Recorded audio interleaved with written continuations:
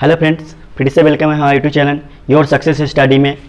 आज मैं फिर से साइंस का चैप्टर 1 का क्लास 2 लाया हूँ। कल हम लोगों ने जाना विज्ञान किसे कहते हैं, विज्ञान के प्रकार और विज्ञान में आधारी राशि, व्युत्पन्न राशि, आधारी मात्रक, व्युत्पन्न मात्रक के बारे में पढ़े। उसके बाद आधारी राशि या कोई जो साध थे उसके बारे में कुछ पढ़े। उसके बाद हम जाने कि हाँ समतल कोण, घन कोण, प्लेन मिरर इसके बारे में जाने। उसके बाद आज हम जानेंगे विज्ञान और मापन का क्लास नंबर 2 क्या है, मात्रकों की पद्धतियाँ। उसके बाद आता है मात्रकों की पद्धतियाँ। मात्रकों की पद्धतियाँ आखिर है क्या, ये सब के बारे में हम जानेंगे। सभी प्रकार की राशियों के लिए मात्रकों, आधारी एवं व्युत्पन्न दोनों के पूरे समूह को हम मात्रकों की पद्धति कहते हैं। मतलब दोनों के समूह, आधारी और व्युत्पन्न के दोनों के समूह को मिला दिया जाता है, उसी को हम क्या कहते हैं, मात्रकों की पद्धति कहते हैं। मात्रकों की पद्धति निम्न प्रकार है। मात्रकों की पद्धति के निम्न प्रकार है, जैसे एक में है फुट पाउंड सेकेंड पद्धति। फुट पाउंड सेकेंड पद्धति, इसको हम इंग्लिश में फुट पाउंड सेकेंड सिस्टम कहते हैं। इसका नाम हम संक्षेप में FPS पद्धति कहते हैं। संक्षेप में इसको हम FPS पद्धति के नाम से जानते हैं। इस पद्धति में लंबाई का जो मात्रक होता है फुट होता है।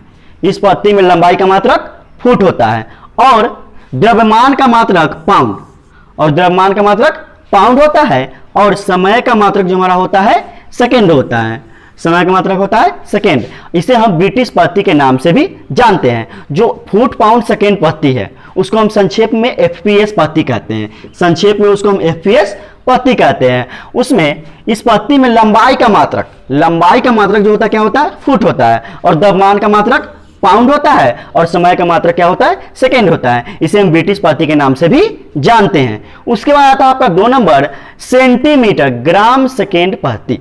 सेंटीमीटर ग्राम सेकेंड पद्धति क्या है, इसके बारे में हम जानेंगे। सेंटीमीटर को हम इंग्लिश में सेंटीमीटर ग्राम सेकेंड सिस्टम के नाम से जानते हैं।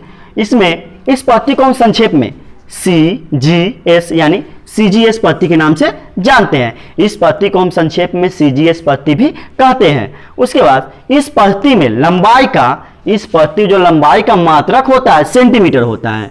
इस पद्धति में लंबाई का मात्रक सेंटीमीटर और द्रव्यमान का मात्रक, इस पद्धति में द्रव्यमान का मात्रक इस पद्धति में ग्राम होता है और उसी तरह समय का मात्रक क्या होता है, सेकेंड। समय का मात्रक इस पद्धति में क्या होता है, सेकेंड होता है। इस पद्धति को हम मीट्रिक पद्धति भी कहते हैं।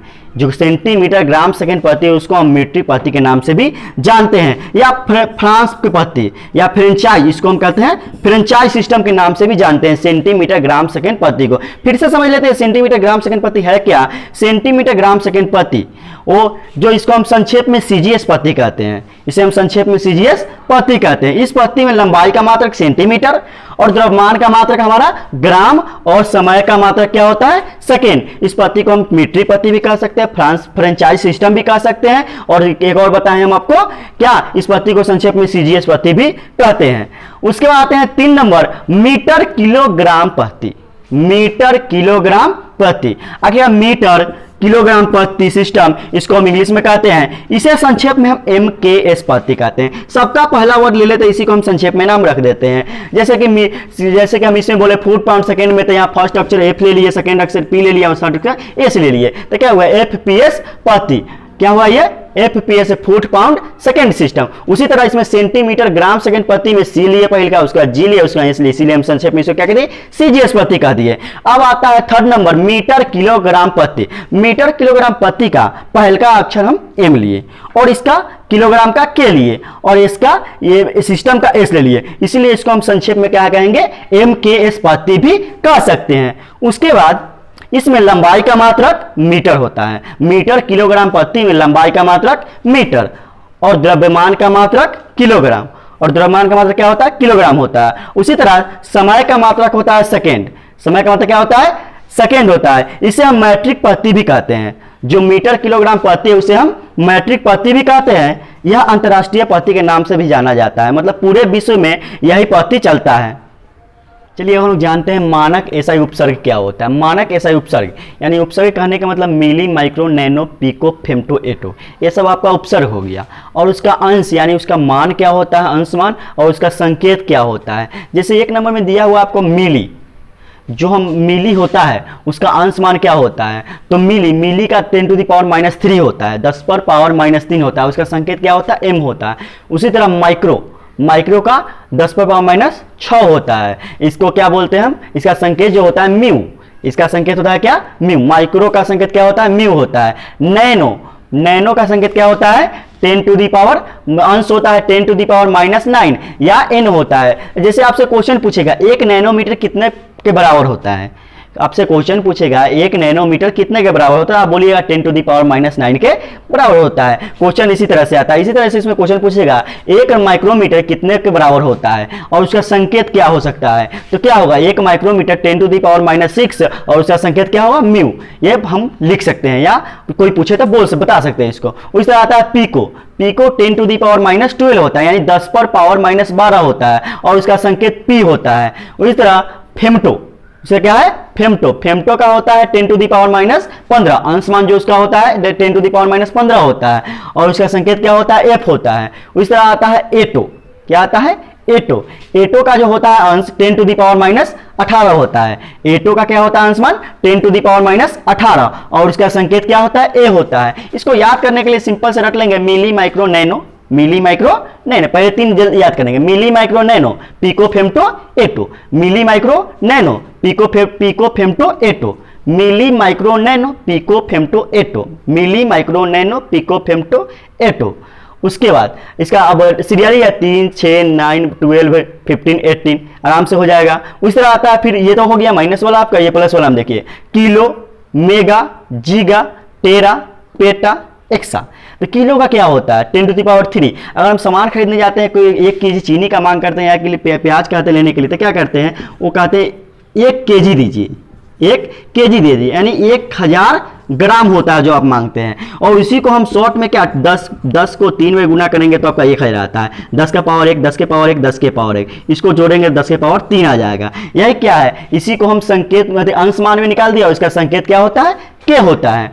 उसके बाद मेगा, उसका क्या आता है, मेगा का उसी तरह होता है 10⁶, क्या होता है 6, इसको हम एम से संकेत करते हैं। उसके बाद आता है जीगा होता है 10⁻9 और उसका संकेत जी होता है। उसी तरह होता है टेरा का अंशमान होता है 10⁻12 और उसका जो संकेत होता है क्या होता है, टी होता है। उस तरह आता है पेटा का जो होता है 10⁻15 होता है और उसका संकेत क्या होता है, पी होता है। और एक्सा लास्ट आता है आपका एक्सा का होता है 10⁻18 और उसका जो क्या होता है, और संकेत जो होता है ई होता है। और इसको हम अधिक जैसे हम याद कर सकते हैं इसको आसान तरीका से, किलो, मेगा, जीगा, टेरा, PETA, AXA, kilo, mega, जीगा, Tega और पेटा, एक्सा, इस तरह हम आसान से याद कर सकते हैं। और इसका भी मतलब क्या 10⁻6 जो लाइन बाय लाइन है, अगर हमको ये याद रहेगा तो 3, 6, 9, 12 लाइनिंग पर करके हम देख सकते हैं। संकेत थोड़ा याद करना होगा, संकेत भी आपका ये क्या है, जैसे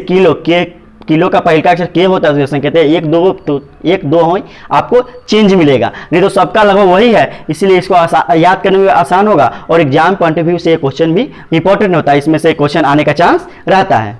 अब हम लोग पढ़ते हैं डेरिवेटिव क्वांटिटी यानी व्युत्पन्न राशियाँ। डेरिवेटिव क्वांटिटी जो आपको हम बताए थे, व्युत्पन्न राशियाँ है क्या, आधारी राशि। और जब व्युत्पन्न राशियाँ मैं जब को पढ़ाया था उस समय बताया कि व्युत्पन्न राशियाँ है क्या। व्युत्पन्न राशियाँ वे राशियाँ जो आधारी मात्रा का निर्भर नहीं करती है, वो जो आधारी मात्रा का निर्भर नहीं करती उसी को हम क्या बोलते हैं, व्युत्पन्न राशियाँ बोलते हैं। वे क्या क्या है, इससे आप क्या कर सकते हैं, इसमें जो आपका ऐसा ही मात्रा भी निकल जाएगा। अब अगर आपसे पूछ दिया, चाहे वो ऑप्शन से पूछता है कि हाँ, चाहिए वो ऑब्जेक्टिव दे देता है और पूछता है चाहे वो ऑप्शन देता है इनमें व्युत्पन्न राशियाँ को कौन है पहचाने, इसमें भी आपको काम देगा। तो जैसे है 1 नंबर है व्युत्पन्न राशियाँ में क्षेत्रफल जिसको हम इंग्लिश में एरिया कहते हैं। क्षेत्रफल, किसी भी क्षेत्रफल को निकालना होता है, किसी का भी क्षेत्रफल निकालना होता है, हम क्या करते हैं, पहले उसका लंबाई निकालते हैं और चौड़ाई निकालते हैं। जैसे ये वर्ग है, वर्ग में क्या करेंगे, लंबाई है और चौड़ाई है। उसके बाद क्या लंबाई चौड़ाई निकालेंगे तो लंबाई लंबाई का ऐसा ही मात्रक भी मीटर होता है और चौड़ाई का भी मीटर ही होता है, और ऊंचाई का ऐसा ही मात्रक भी क्या होता है आपका मीटर ही होता है। तीनों का ऐसा ही मात्रक हमारा मीटर होता है। तो क्या करेंगे हम, तो जब ये निकालेंगे एरिया का, तो लंबाई का ऐसे मात्रक मीटर और चौड़ाई का ऐसे मात्रक मीटर, यानी मीटर गुने मीटर, मीटर का पावर 1 और मीटर का पावर 1। जैसे यहाँ मीटर के पावर 1 है और 1 है, आप लोग पढ़े होंगे ए के पावर m गुने ए के पावर n, ए के पावर m प्लस n होता है ना। तो क्या करते हैं, पावर आधार समान होता है तो पावर को हम जोड़ देते हैं, तो आधार समान है तो पावर को हम जोड़ देंगे, क्या हुआ m के पावर 2 हो जाएगा। उसी तरह क्या करेंगे, एरिया बराबर m स्क्वायर, यानी क्षेत्रफल का जो ऐसा ही मात्रक होता है क्या होता है, ये मीटर स्क्वायर होता है। क्षेत्रफल का ऐसे मात्रक क्या होता है, मीटर स्क्वायर होता है। क्षेत्रफल का ऐसे मात्रक क्या होता है, मीटर स्क्वायर। उसी तरह आता है आयतन। आयतन में हम क्या करते हैं, आयतन जब हम किसी चीज का कहता है आयतन निकालने के लिए क्या करते हैं, उसका लंबाई भी निकालते हैं, चौड़ाई भी निकालते हैं और ऊंचाई भी निकालते हैं। तो तीनों के निकालते हैं, तो हम आपको बताएं लंबाई, चौड़ाई और ऊंचाई तीनों का जो ऐसा ही मात्रक होता है मीटर ही होता है। तो लंबाई का ऐसे मात्रक मीटर, चौड़ाई का मीटर और ऊंचाई का भी मीटर, यानी meter into meter into meter, यानी 3 मीटर आया, पावर 1 पावर 1 पावर 1। क्या करेंगे, 1 2 3 यानी मीटर का क्यूब, यानी v बराबर मीटर का क्यूब, वॉल्यूम v यानी आयतन वॉल्यूम हो गया। तो आयतन का ऐसे मात्रक हम क्या लिख सकते हैं, मीटर क्यूब। आयतन का ऐसे मात्रक क्या होगा, मीटर क्यूब। उसी तरह आता है घनत्व। घनत्व को हम इंग्लिश में डेंसिटी कहते हैं। घनत्व को इंग्लिश में क्या कहते हैं, डेंसिटी। घनत्व हो सकता है द्रव्यमान बटा आयतन। घनत्व क्या होता है, द्रव्यमान बटा आयतन। आप जब 7 आधारी राशियां पढ़े होंगे, उसका नाम जब बताया होगा, सारणी बनाए होंगे, तो उसमें बताए होंगे द्रव्यमान का ऐसे मात्रक क्या होता है, किलोग्राम। द्रव्यमान का ऐसे मात्रक क्या होता है, किलोग्राम। उस तरह क्या द्रव्यमान का हम क्या लिख देंगे यहाँ, किलोग्राम। और आयतन का क्या होगा, अभी बताए हैं, आयतन का मीटर क्यूब। तो इसी तरह क्या हो जाएगा, घनत्व का ऐसा ही मात्रक जो होगा आपका किलोग्राम पर मीटर क्यूब, किलोग्राम पर मीटर क्यूब। उसी तरह आता है 4 नंबर आपका चाल। चाल बराबर क्या होता है, दूरी बटा समय। चाल बराबर क्या होता है, दूरी बटा समय। दूरी यानी जिसको इंग्लिश में हम क्या कहते हैं, स्पीड कहते हैं। दूरी क्या हुआ, दूरी का ऐसे मतलब क्या होता है, मीटर, और समय का सेकेंड। ये सब आप पढ़ चुके हैं अदिश राशि वाला में। उसके बाद चाल का भी मात्रक क्या हो जाएगा, मीटर प्रति सेकेंड। उसी तरह आता है वेग। वेग यानी वेलोसिटी। वेग का सूत्र जो होता है आपका विस्थापन बटा समय। तो विस्थापन को हम दूरी के नाम से ही जानते हैं। दूरी वही होता है आपका, दूरी का ऐसा ही मात्रक मीटर, और समय का क्या हो जाएगा, सेकेंड। तो क्या करेंगे इसका हम वेलोसिटी का जो ऐसा ही मात्रक क्या कह सकते हैं, मीटर प्रति सेकेंड। उसी तरह वेग का ऐसे मात्रक भी क्या होगा, मीटर प्रति सेकेंड। उसी तरह आता है आपका 6ठा नंबर संवेग। संवेग जिसे हम इंग्लिश में मोमेंटम कहते हैं। संवेग को हम क्या करते हैं, संवेग का जो आपका सूत्र होता है द्रव्यमान गुने वेग होता है। तो द्रव्यमान का आपको मैं बता चुका हूं, द्रव्यमान का ऐसे मतलब क्या होगा, केजी होगा। उस तरह वेग का अभी ऊपर पढ़े हैं, वेग का ऐसे मतलब क्या होगा, मीटर प्रति सेकेंड। इसको हम मल्टीप्लाई कर देंगे तो क्या हो जाएगा, केजी मीटर, और उसके बाद क्या होगा, नीचे बटा में सेकेंड है, केजी मीटर पर सेकेंड हो जाएगा। उसी तरह आपको यहाँ जो हम शॉर्ट नाम लिखे हैं, एम यानी एम का मतलब मीटर होता है, एस यानी एस का मतलब क्या होता है, सेकेंड होता है, और केजी यानी किलोग्राम, केजी का मतलब क्या होता है, किलोग्राम होता है। आप इससे समझ लेंगे। चलिए दोस्तों, ये वीडियो देखने के लिए आपको धन्यवाद। आपको अगर ये वीडियो अच्छा लगे तो आप मेरे चैनल को सब्सक्राइब करें, लाइक करें और बेल आइकन को दबा दें, ताकि जो भी वीडियो आए आपको सबसे पहले मिले।